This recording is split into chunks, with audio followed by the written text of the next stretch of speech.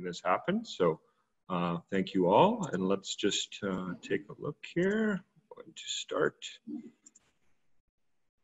Okay, so just to give everybody a little bit of general insight into the whole field of data security is very vast. Cybersecurity as well. It's obviously applied to both applications, software realm, and as well as the hardware realm. So the focus of this presentation is, as it says, basically mainly around electronic devices and when they near their end of life, or when they're nearing the time in which they're being turned over by whomever, if it's a corporation or an institution or an individual that is renewing their products and you know, passing them along down the stream. But I think that in the course of preparing this presentation, I really wanted to lend a little bit of the discussion to some of the ideas and best practices around just data security itself, how important cybersecurity is for us today, what kind of an impact you know, adversaries are making in the realm of cybersecurity, because this can be very, very costly, and it can be very detrimental to both your identity. It can be very detrimental to your business. It can put your business out of business. So it's really critical to have, as a business owner, even an individual, to have a solid understanding of how critical and crucial it is to have yourself and your business protected. Just a general overview here of what the topics that we're going to kind of discuss. We are going to look at just some of the consequences of data security and the breaches that have happened over the course in history. We can, like, once again, it's a very broad and a big realm. So we're just going to touch on a few of the facts that I've kind of just derived from what's been happening. Later on, we're going to also talk a little bit about some of the tips that businesses can incorporate to strengthen their ability to negate, you know, fraudulent behavior or cyber attacks or vulnerabilities within their infrastructure, you know, specifically IT infrastructure, because that's where we leave ourselves most vulnerable. We are as comfortable as it is to know that somebody's been in your home, and you know, that without you knowing, and you've been a victim of a crime. It's not a good feeling, and nor is it a good feeling when your business is at stake. So we're going to go through a little bit about that. Thereafter, we're going to talk about some of the kind of just ever-changing, you know, dynamics of people working at home and people working abroad because of what we've actually had to be, you know, just, you know, what life has thrown us over this past year. So that's going to be just a little bit of a topic of discussion in terms of that, and just a little bit to garner some more awareness. That's going to be in conjunction with the concept of bringing your own device, or having employees bring their own devices to your workplace. And then thereafter, we're going to just kind of sum up what the best offense would be in terms of course, once again, negating any vulnerability in our operations.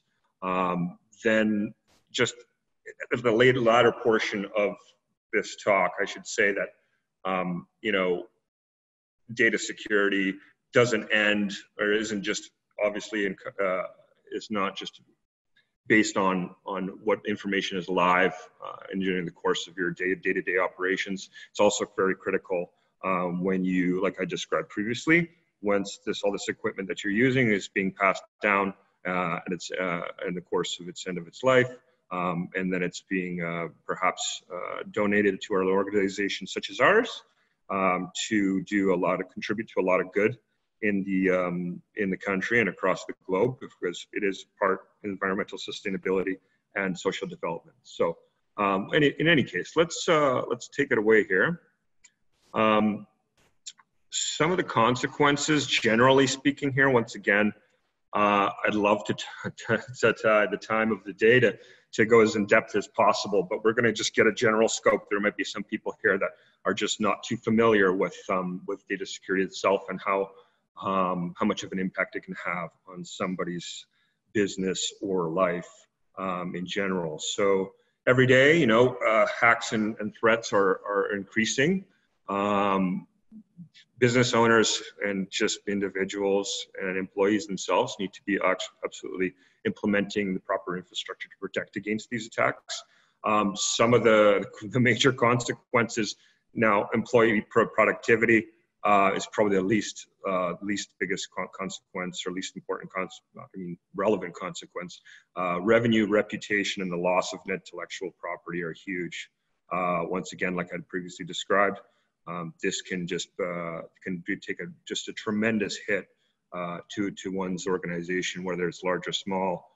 Your reputation, if, for example, some data is compromised that belongs to, you know, is relevant to you know, intellectual property, or is relevant to financial statements, those are huge capitual losses that companies and organizations can occur over time, and they are definitely not going to be happy about that, and I don't think anybody else would be. So definitely just important to keep in mind, this is a very, very important topic.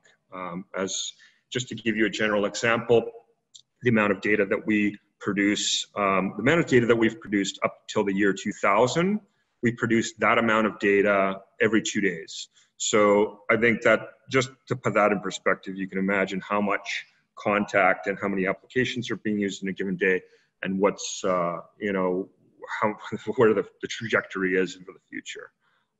So yeah, so it's a big deal. Let's go into a little bit of some facts, just based around what cybersecurity is really costing us. So the average cost of a data breach is $3.86 million as of 2020. So this is once again calculating for the losses of security and IT professionals to basically remedy the problem and remedy the crisis. That is a big chunk of change. Now this is probably based on an enterprise that's you know, on a much larger scale, but still, nevertheless, the losses are pretty much, I don't think there can be a cap, but at how much you can stand to lose. The total cost of a successful cyber attack is over $5 million. So about $300 per employee. Once again, these are just some of the facts that I've derived from more recently. But you know, $5 million is a good chunk of change. I don't think anybody would be interested in having to manage that cost. So the two basically most popular attacks are malware and web-based attacks. Now more so in the you know, in the environment, we've seen a lot of these file type attacks because people are working remotely, of course, and receiving files, and they don't understand. Maybe they just quickly just open it up. It's like a doc file type virus. So, you know, adversaries can, as soon as this file is executed, they can then obviously begin to infiltrate your infrastructure, whether that be right on your personal computer or within the network that you're working on. So pretty big. It's getting bigger. Damage related to cybercrime is projected to hit $6 trillion by 2022. I believe it was Warren Buffett that mentioned, I'm sure that everybody's familiar with who that is, that cybercrime and cyber threats can become more dangerous than actual nuclear weapons. That is like just something, it's kind of hard to wrap your head around that, but realistically, as we move into this over the horizon of artificial intelligence and machine learning and things and all these basically all this technology that's making our lives easier and better, also exposing ourselves to more vulnerabilities. So stuff to just keep in mind, the big picture. It is important. Going to just kind of hitting home here more recently, well, October of 2019 has been quite a while ago now, but nevertheless, so this was the biggest breach in Canadian history. I'm sure everybody was familiar with it. This just goes to show that no real entity or no real institution, no organization is really completely immune to being a victim of you know, a cyber attack or having their data security compromised. I myself was actually a potential victim of this because I had actually been at a LifeLabs location prior, and I received an email stating that my information may have been compromised. The idea here is too, though while all this information was being held ransom, you know, or LifeLabs had, you know, goes to pay that ransom. There's no guarantee that this data is still safe. We're not negotiating with really hardworking people, quite obviously, right? So, nevertheless, you know, like, hey, you know, the milk has spilled, but that doesn't mean that it's really completely been sopped up.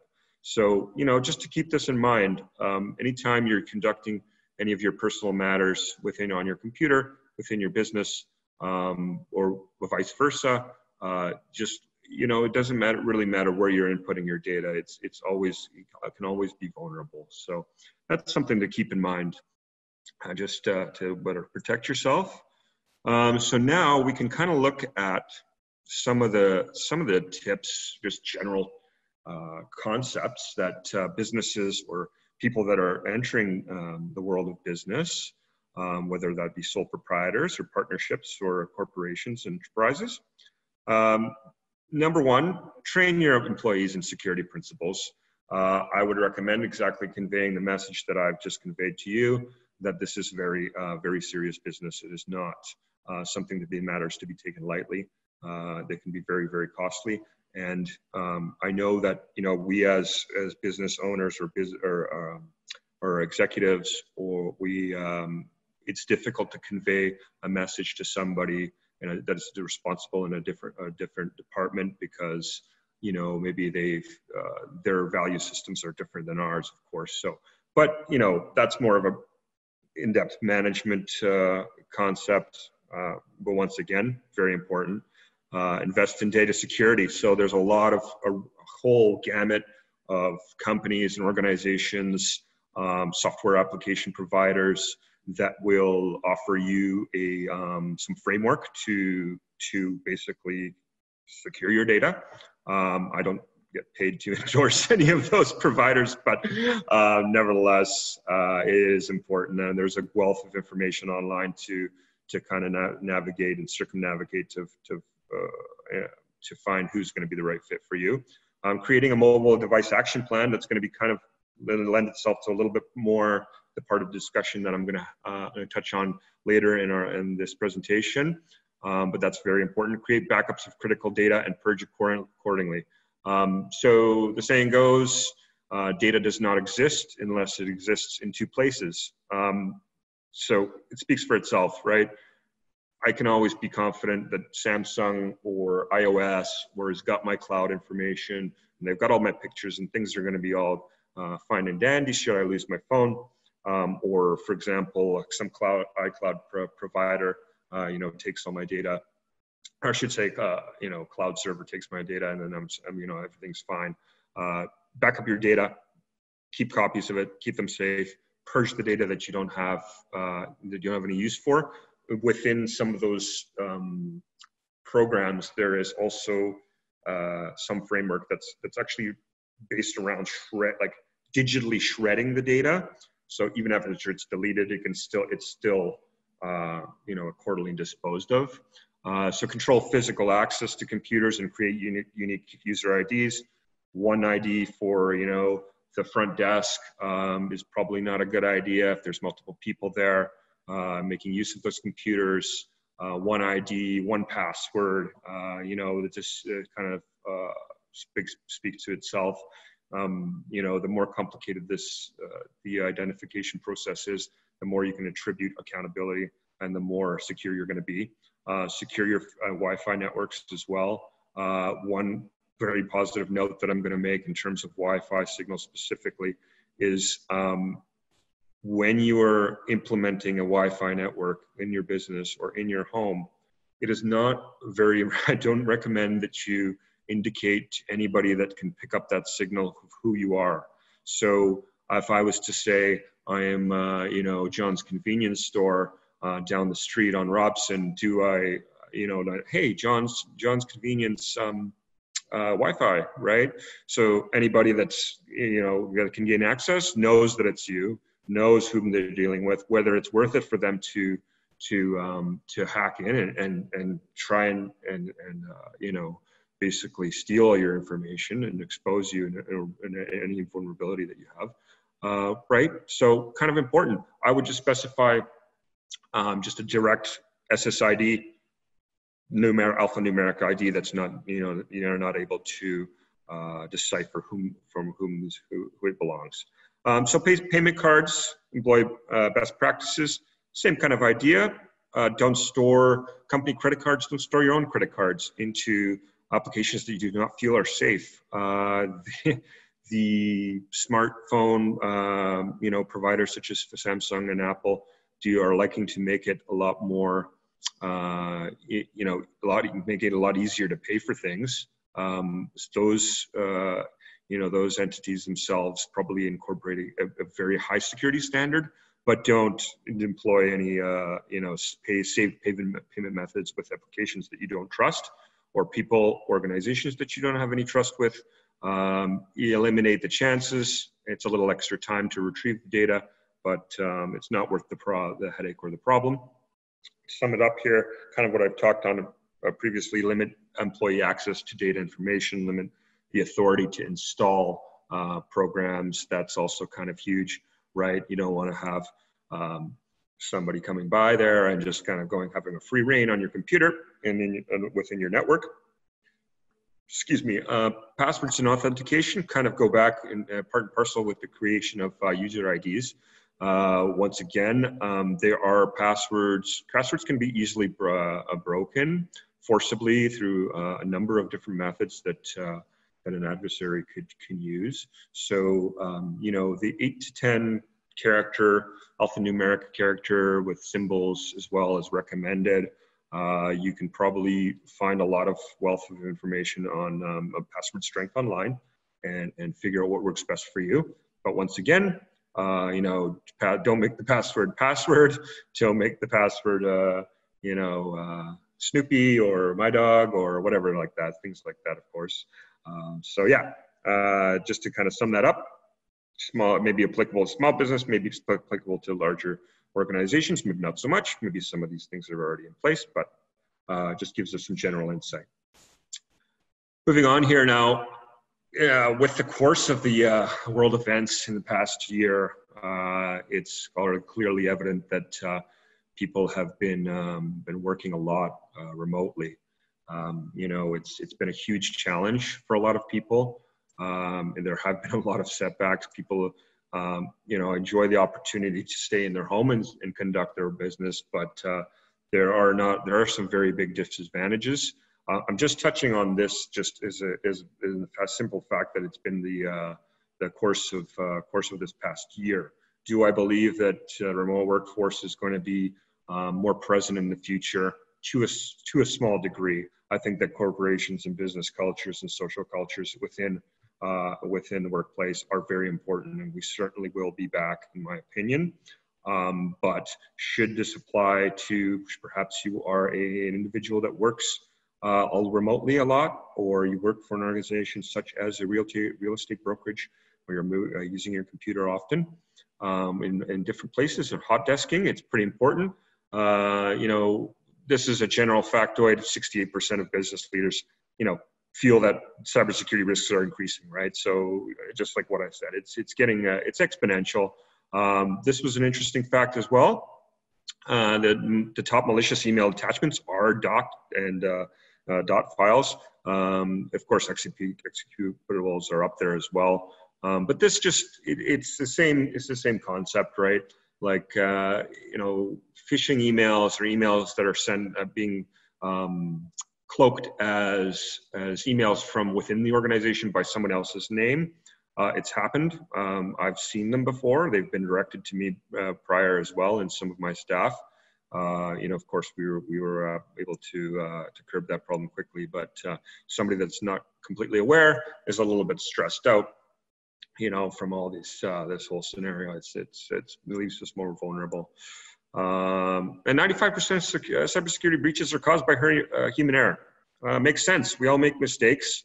We are not perfect, and these computers and these systems basically are just doing what we tell them to do. So they're only gonna, whatever you input into it, its map, it's gonna say, okay, I'm gonna take you here, and I'm gonna stop here, or I'm gonna go in here, and things like that. So yeah, just be always consciously aware, and always grow your awareness as you go along. Now moving on here, this is just once again a little bit of more detail on the factors and risks around this remote work concept. So be it like I had said previously, there's so much more of this, because criminals are not low intelligence scored individuals. They're very sophisticated criminal minds that know when to expose people for their vulnerabilities. When people are in times of uncertainty, people are in time of fear, people are in time of being overly stressed, people are, that's exactly when it's their time to strike. And that's what you've seen over this whole, the course of this past year in just the influx of all this type of behavior. So, the surfaces that they're being, like, just basically the ways that they can access more sensitive information has changed, right? They don't have to just basically penetrate the network itself, wherever the organization is based, but people's homes and people's home networks. People are distracted once again. It's spending all this time. People are in their homes once again, away from their computer, distracted. Someone happens to come by. Somebody comes home. Things like that. The computer's left on. Documents are left open.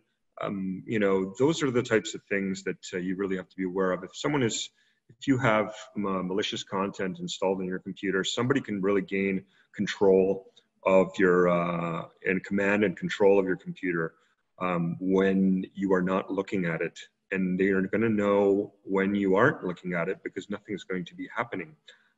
So please be diligent and just consciously aware that your computer should be password protected, and you should be implementing all those safe practices, whether that's by the help of a third-party provider, security provider for your computer itself or for your organization. Definitely very key. So it's difficult, but that's life, and we're going to go along, I'm sure, just fine. But limiting the chance and opportunity for these unruly people is really the key issue here. So yeah, lots of stuff to keep in mind. Different angles and different endpoints are multiplied. Negate the problem as best you can. So going back just a little bit more on this remote working in remote areas, I should say, remote places. Don't conduct if possible, do not conduct any work or personal matters on public Wi-Fi networks. The streaming of YouTube or streaming of any streaming programs such as Crave or whatever is probably a lot more safe than going on there and doing your taxes at the airport. So yeah, once again, make use of a hotspot and encrypt your web connection. That's something that you can learn more about. Keep your work data on work computers. It's very, it's convenient. Oh, I left my computer in my office. I'll just log in on my one at home. Not a good idea, right? You're going to be meshing the data and the security vulnerabilities together, and people are just not conscious at home. But I hope that the awareness is growing and people can really do their due diligence and whatnot. So if you this is kind of general stuff, but the use of a privacy screen when you're using your laptop is important. I mean, especially if you're, well, travel is not so much popular right now, but Europe is very popular for that type of crime, right? Just peering over people's shoulders, using all sorts of different devices to basically retrieve and steal data from people while they're working on their computers. So encrypt a lot of the stuff that you've got. If you're sending it through to an email, if it's sensitive data, it's probably a good idea to encrypt it. That's of course goes for obvious things, as parameters such as financials or organizational plans and strategies, private and confidential documents. If you are sharing those documents and they become exposed, you most certainly will be liable for that. Should you want to leave yourself vulnerable in that way, I don't think that's an overly great idea. And just general stuff, right? This is just think common practice. Don't leave your computer in your car. It's not really a comical scenario, but you know, it's anytime. Crime is very prevalent here in Vancouver. It's prevalent in a lot of major city centers, especially if you're traveling remotely, you're unaware. Just do the safe hedge and just have your computer with you, have it locked, have it stowed, put it in a safe.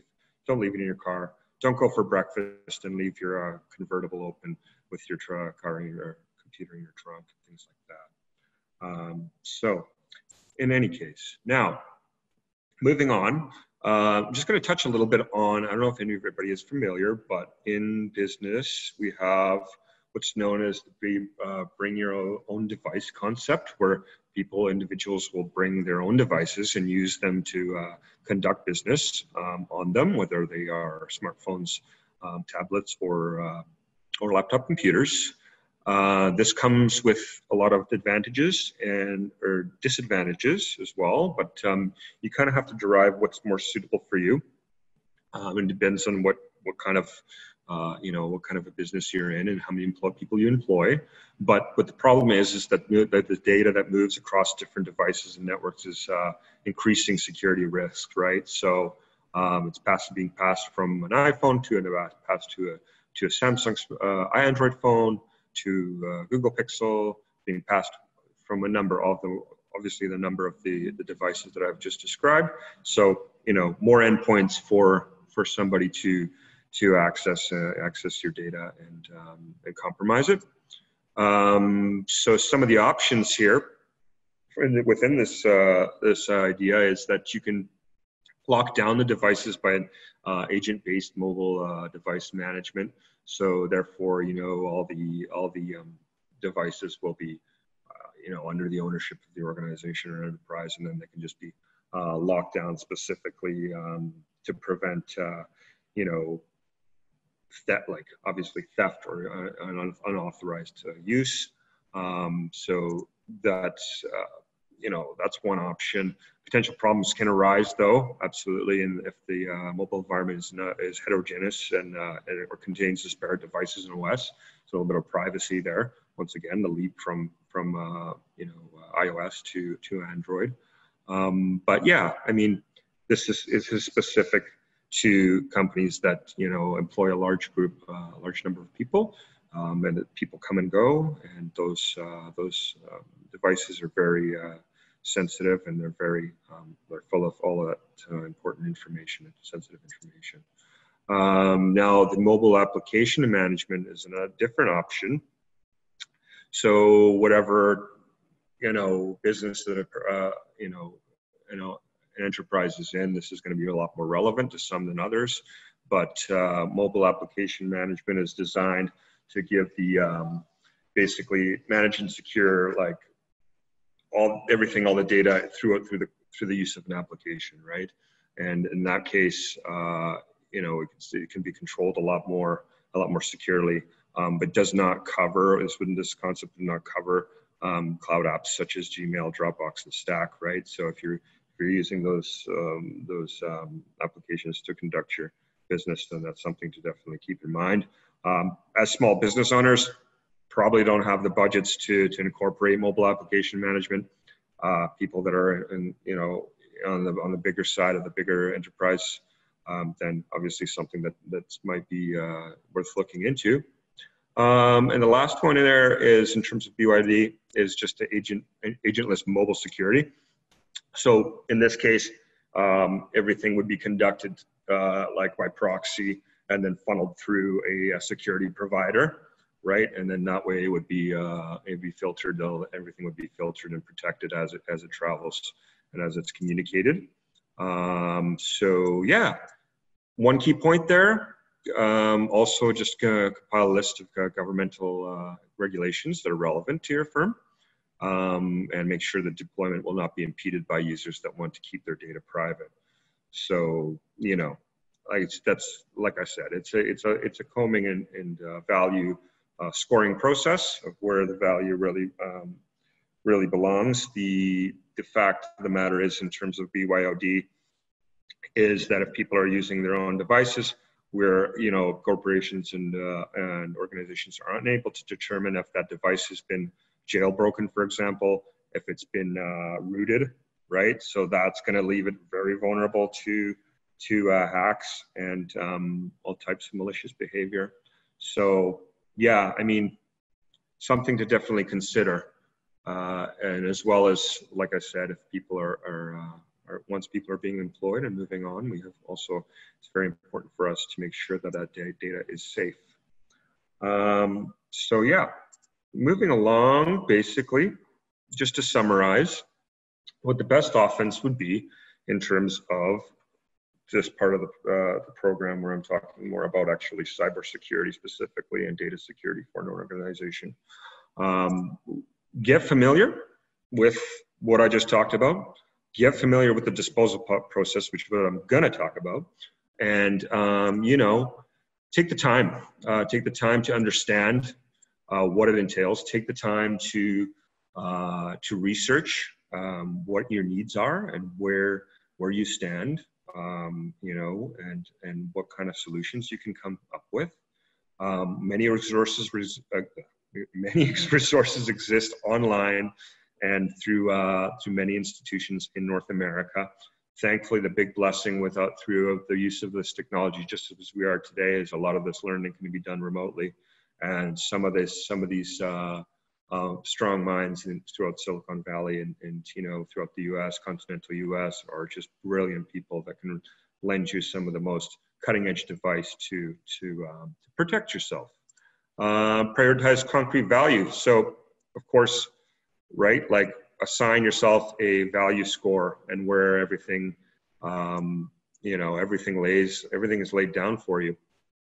What does it mean for me, and where should I invest my time and effort and money? It's easy to get lost in this. It is a big, you know, and very vastly complicated concept. But take it easy, take it slow, and figure out what are the dimensions of the potential and the feasibility. What is it going to do for me? What is it important? It surely is important, but we need to make sure that, you know, as business owners, I'm sure everybody is aware that we need to manage our resources as effectively and keeping preservation in mind. So yeah, once again, acknowledging the internal compatibility gap. So, you know, what you need to do to evolve to accomplish what you're planning on implementing in terms of the securing your data.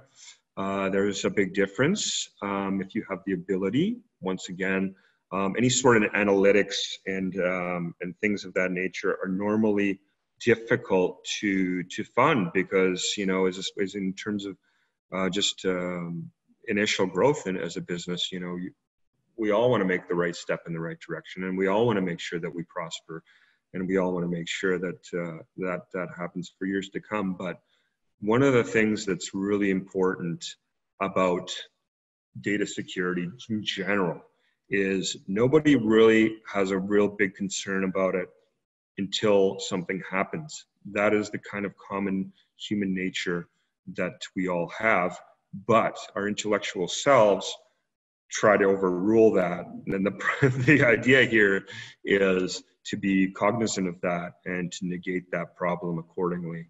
Just because it hasn't happened to you doesn't mean that it won't. And if you're better protected, you're going to be able to negate the whole process.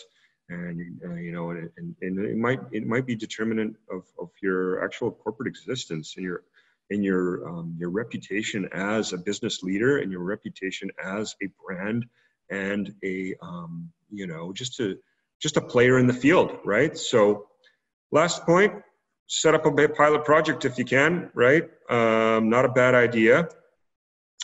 You can take, I don't know, a couple months to kind of just maybe assess what your needs are, what your vulnerabilities are, and then bring it to some people, external people, internal people. We've all got, like, once again, we've got people that are graduating from prestigious universities that have an amazing amount of talent and capability in terms of data science and analytics, and giving us a better idea of how we can protect ourselves. So yeah, something to keep in mind, take note of. Some of the you know, security providers can do an assessment for you and figure out what it is you really need. Now, just to the latter portion of this session, we need to just talk a little bit about the hardware side, right? So data security for risk of individuals and fraud and identity theft. You know, we talked about email address, I guess password specifically. Those ones are the, you know, password protection, deleting of your information. Deleting, simply throwing it in the recycling bin and deleting it is not completely enough. So, you know, while you're using your computer, while you're making use of the hardware that you have, complete the deletion process. Make sure that the access is hardened, right? Because even if somebody was to gain access and there was nothing on the screen, everything was deleted, that doesn't mean to say that they can't access your information. Once again, these people are very sophisticated and they will do absolutely everything that they can to retrieve any sort of value, you know, in a criminal sense to you know, compensate themselves. But yeah, in the latter, you know, part of this slide here too. So when it comes time to get to let your equipment move on, you have several options, as we all do. If we would like to just simply recycle it, it becomes obsolete. You know, that can be an option for people.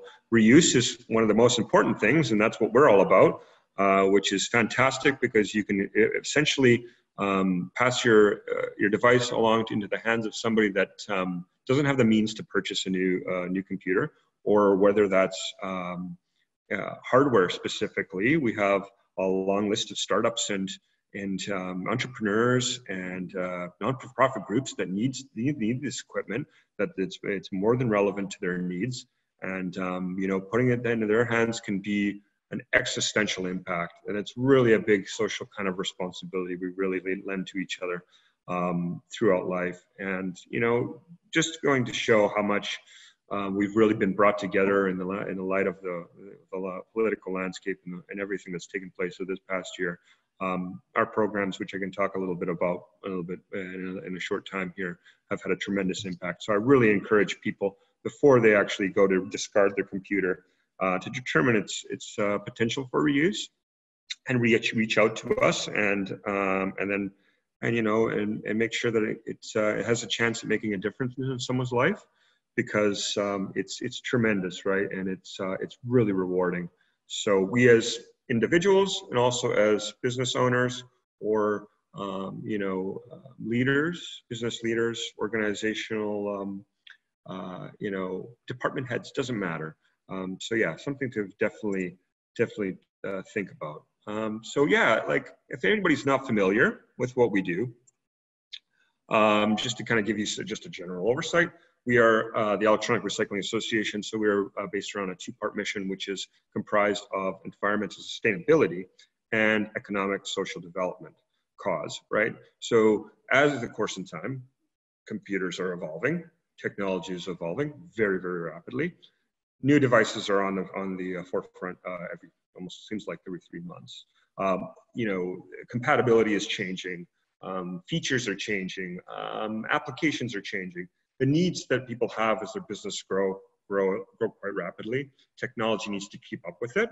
So we will work with institutions, municipalities, governments, small businesses, anybody across the country that has got some IT equipment that they're looking to move on, like to have it move on, will come to us, and then we would determine if there's a remainder of life, and in that case, basically reprogram and refurbish that piece of equipment, then offer it to one of two, basically two channels, basically small businesses and entrepreneurs that are once again looking to enter the space and don't have the means for new equipment.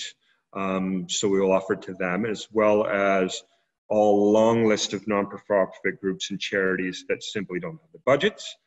They're doing a lot of great things, and they're putting a lot of people's lives back on track. You know, people that are victims of domestic abuse, and women's shelters, and nonprofit groups based around, you know, helping the blind, helping, you know, people that are marginalized, people that don't have the means to get what they need to sustain their life, and you know, and make that, take that step in growing. You know, it's when you're down low, it's a harder, it's a more difficult slope to climb. So we have done a lot of, you know, contribution to many causes. You can find that all on our website. It's really fantastic stuff. We've helped over 366 organizations this past year, for a total of close to 4,000 devices, which is about 7 devices a day, which is tremendous, and we're super happy about that. So if you're hanging on to your old stuff and you're looking to get rid of it, we can definitely accommodate, in the sense that we can contribute to what I've just mentioned, which is a tremendous cause, or equal causes, or we can, you know, basically derive what the material that is left in the, I guess, raw material, and recycle it down the recycling stream, and then put it back into new material. So we basically keep our planet, you know, more habitable and sustainable. And then basically the tail end of this whole process, but it's the most important, is keeping your data safe. So we have a data erasure program that is up to the highest government standard, which is also approved by NAID, which is North American Institution for Data Destruction. And we will just physically destroy your data for you by the means of a large hard drive shredder, which is depicted here, which is really neat. People can come to our facilities, any one number of our facilities across the country, in each of the prospective provinces, and have their hard drive shredded. We're actually doing an event as we speak here with the Abbotsford Police Department, based around fraud prevention. People all around the Abbotsford area are coming to us today to have their hard drives shredded and to donate their equipment, to have it move on to somebody that can use it, which is fantastic. The Abbotsford Police Department has been impeccable in hosting and working with us for the past 3 years. I think it's maybe 4 years now. The North Vancouver RCMP is going to be working with us as well in the near future. As Tyra had mentioned previously, there's a long list of cooperative, you know, organizations that are taking part in this. So yeah, I mean, it's all there, and it's all important. We can help you with facilitating the whole process. We also offer a lengthy inventory reporting services. We accept a large gamut of IT equipment and electronic equipment per se. Basically, that's anything that's electronic. We will help you dispose of. So if you are new and you have not heard of us before, please, I encourage you all to check out what we've been up to over this past year, because it's really exciting stuff. We're on all those social platforms. You can come to our website and check it all out. We have also implemented a program which was known as the Lending Laptops program. So when in the light of the immediate restrictive measures across the country, we immediately took action and began to lend some laptop computers, out to the people that really needed them to conduct their schoolwork, conduct their businesses that didn't have the means to access to one. And a lot of people, especially some marginalized youth, don't have access to computers that they're in their homes, or they would have to go to a municipality such as a library or a school or post-secondary institution to make use of the computers. So yeah, once again, very exciting. And if you'd like to learn more, do check out our YouTube channel as well. There's a lot of great stuff on there, and some great coverage of everything that we've been involved in the news throughout, once again, across the country, with each and every city. We have partnered with some ministers of legislative assembly in donating equipment and partner donations. We're always looking to basically find points of synergy for both our organization and others, and see how we can both work together to promote each other's cause and each other's mission. So, once again, I encourage anybody that's got any, inquisition, please reach out to me on LinkedIn or send me an email. I'd be more than happy to answer any of the questions that you have, or any facilitate of any of the programs that we offer for you. Just to sum things up completely, fraud prevention is certainly important. I think that even just in a general case, not to mention like how largely affected organizations can be, but an individual themselves as a victim of fraud, it can take a number of years and time to basically recover from that. So do your due diligence, please. Do the best you can. We all want to see you prosper. We all want to see you grow. And it's been a great opportunity to speak with you today. Thank you once again to the Better Business Bureau for facilitating this. And I look forward to any other opportunities that we have, that we can work together and get our messages out to people within the community in Southern Alberta, specifically in this case, and not only that, across the country. So without further ado, that is it for me. I'm going to open the floor to any questions or comments that anybody has. And that was so great, Andrew. Thank you. There's some really great questions coming in just on the chat here. The first one is from Star. If they can't get a device to ERA for hard drive shredding, what's the best way to do it yourself? Or is there ways that people could even ship the device to you if maybe with COVID they couldn't physically come? Yeah, absolutely. I mean, we can have the hard drive. You can basically have the hard drives shipped to us directly, or we can arrange for that, just depending on a personal, a one-on-one basis. Some people have a lot of our contributors in the interior of British Columbia. We work with a lot of organizations and governing bodies, particularly within the Okanagan Valley in northern British Columbia, where they will actually just have the equipment shipped to us, and then we will take care of it here. So just to lend itself to the other question that's came in here, yes, and we do. I obviously didn't mention that, but it's definitely the most important, and we provide a certificate of destruction. So that's going to outline any details of what equipment that we received for you, the serial number, and confirmation that it's certified confirmation that has been destroyed. If the machine is taken on site, or somebody comes to one of our facilities, not so much really the case right now, of course, but they can just witness it being destroyed. If they need an inventory as well, just for personal records, we're more than happy to offer that too. Yeah, and I mean, as Jim has mentioned here too, that Apple does have a buyback program for the devices. I definitely understand that, and these these corporations are obviously in a free market. They are operating as enterprise, so they're going to market themselves accordingly. However, the devices that we receive are in kind, right? So you are basically doing some social responsibility in the future, and you're contributing to something that that might make a really big difference in the world.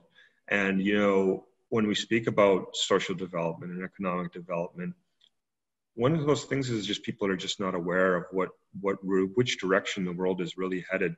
We see so flooded with so much information of the media and all these things that are happening, and of course, you know, it's directed with a certain strategy, of course. But yeah, I just think given the light of the situation, and just as ethical and as an ethical and you know, person of integrity, as a business leader, I think that it's really important to keep in mind the social responsibility cause, both for the environment and for our future. So yeah, just a touch on. Absolutely, that's great. Thank you for those questions. Just out of respect for everybody's time, we're just coming to the end. Mary, Sure. I'd love to just pass it over to you really quickly, and then we'll end this. And if you'd like to get in contact with BBB or Andrew, feel free to reach out to me and I'd be happy to facilitate that. So thank you again, Andrew. Yeah, no problem. My pleasure. Thanks so much for having me. And yeah, it looks like we're right on time here, so that's great. Excellent. Fantastic. Thank you so much, Andrew. And thanks, Tyra. I think everybody can hear me. We'll go ahead and pop a couple of links in the chat box as well, just so that you can find out more on BBB, some of our scams. You can check it out at bbb.org/risk report to see some of our top 10 scams over this past year. And as Andrew said, you know, prevention is key. So we need to make sure. Andrew, I know that I know many teachers who have worked with ERA this past year to get devices in the hands of youth. So thank you for your work. Thank you for taking time to be with us today. And yeah, key, of course, in prevention is education. So if you fall victim to scam, don't be afraid to speak up, use your voice, educate somebody else, and check us out at bbb.org/risk report to see some of those scams. And I know the links to ERA will be updated there as well. Thank you, Tyra. And thank you, everybody, for joining us. What a fabulous day this is. And we've got some other great presentations going on all month long for Fraud Prevention Month. You can check us out at bbb.org to take a look at it, whether you are in Calgary, Southern Alberta, or across Canada. We have lots of events going on that are here to inform, educate, and make sure that we're preventing scams in your area. So thank you, everybody, for joining. Have a fantastic day. Andrew, thank you so much. That was such valuable information. I was thinking of all the devices that I've got sitting somewhere in my house that probably aren't protected, that I need to make sure I'm recycling. That's excellent. I'm glad to hear it. Yeah, do definitely take note of it and work effectively to protect yourself. I'm really happy that you did. Absolutely. So appreciate that. Thanks so much for the information, and thank you for your time. And for everybody, and for investing in yourself and your education, thank you for joining us today.